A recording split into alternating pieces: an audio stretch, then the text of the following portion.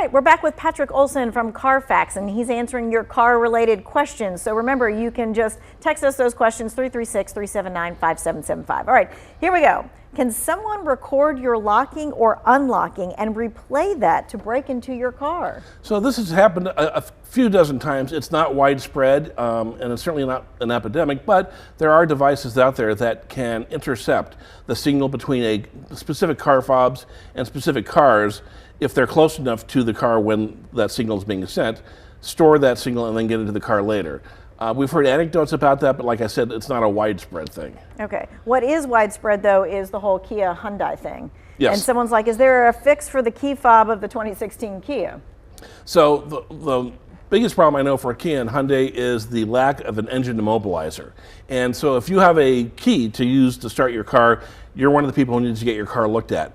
Some of the cars, the higher trims, will get a software update. It only takes about an hour to do it. I've got a 2020 Sportage that we got that fixed in. Otherwise, they have a device to clamp on the steering wheel. By now, every dealer for Hyundai and Kia should have that. We've been working with both those automakers. So I would call your local dealer and see if they can't get you in. Okay. Is it safe to buy a used car that is not certified, or is it safe to buy a used car that's no longer being made? I would say yes to both. So certified is great, right? Because in most cases, when you have a certified car, there's an extra warranty that is added to it. There's a multi-step process that the car goes through. There's a little extra peace of mind. Along with that peace of mind, though, comes a little bit of extra cost. Again, if you get a used car, and most certified cars are within 3 to 5 years since they were originally sold. Older cars are fine, right? Cars are built better than they ever have. The average age of a car now is 12 and a half years in this country. So cars are holding up. But if you're going to buy a car that's not certified, again, check that vehicle history and get a mechanic to tell you that it's sound. Okay. Is every car repair reported to Carfax? What's the best service to use to get car accident history?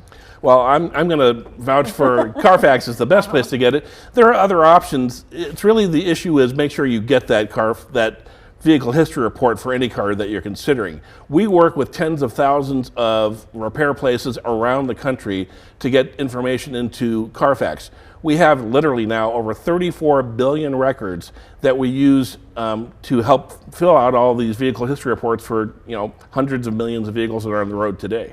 All right, and to follow up on that, this question says, how does Carfax know that a car was in the shop and had extended repairs? Well, so when we work with these shops, one of the things that we realize for both the shop and the consumers who go there is when you track this kind of work, it's a value for the consumer because now they have a record that they don't have to keep, that they can show any potential next buyer of their car that, hey, I had this oil change and I had this ding removed and I had this work and that work. And over time, that could be hundreds to thousands of dollars of value to you to show to the next person who's going to buy that car. Okay. All right, this person says, what about buying a car from a rental car company?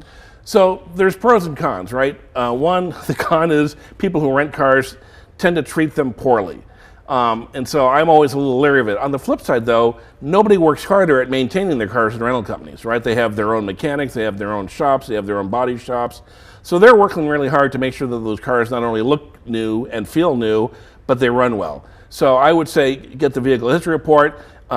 I wouldn't do it, but I think that plenty of people do, and very often they're much less expensive than other used cars. And just like any other car that you're looking at buying, if it's used, go take it to that mechanic. Every time, no matter what else you do that. Okay.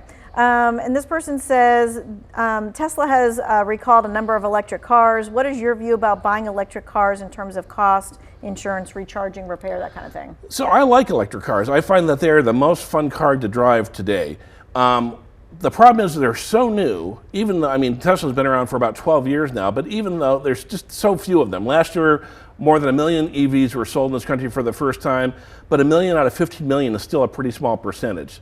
I think we really don't know what it's going to be like in the long run, but there are some advantages, right? There's no moving parts, there's no oil changes to be had. Like I said, they're a lot of fun to drive.